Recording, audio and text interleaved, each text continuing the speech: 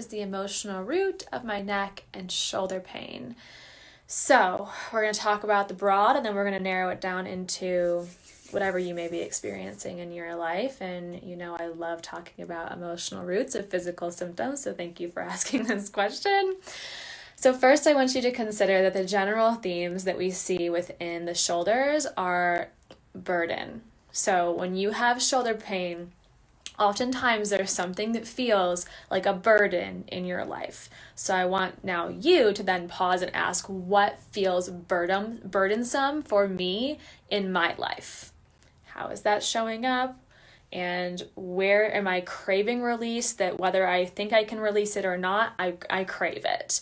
So I want you to first think about what feels like this weight that you have been carrying, the stress, the pressure, the expectation, the standards that you've been putting onto yourself.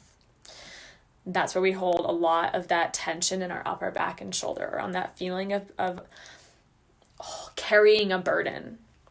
And it might not even be yours. It could also be from the world. Shoulders are also related to our startle reflex. And when we protect ourselves and we go into a startle reflex or fight, flight, freeze in our stress response in the body, this happens. And the back of the neck is known as the kill zone evolutionarily. And so many of you, I'm sure, listening have a lot of upper trap pain, myself included. I know what it's like.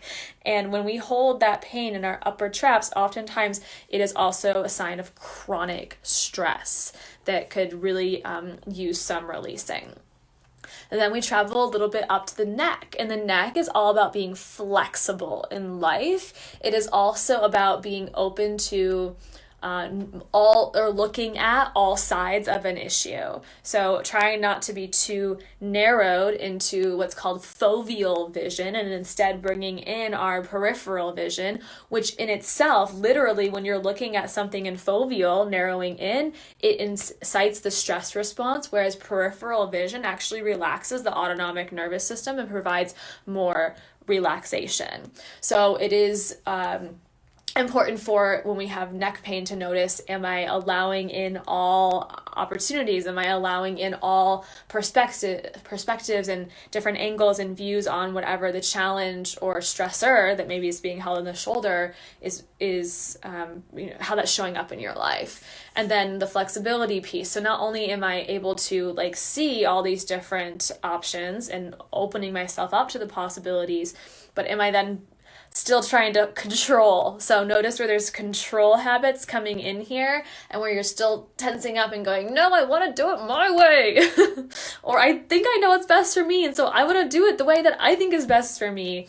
And instead opening yourself up to the flow, the flexibility, the trust, and the surrender, which takes practice. But when you allow yourself to float into that river of surrender, all of a sudden your neck is like, I'm so held, and I can just float, and my head just bobs in this water naturally, and it feels so much better. All right.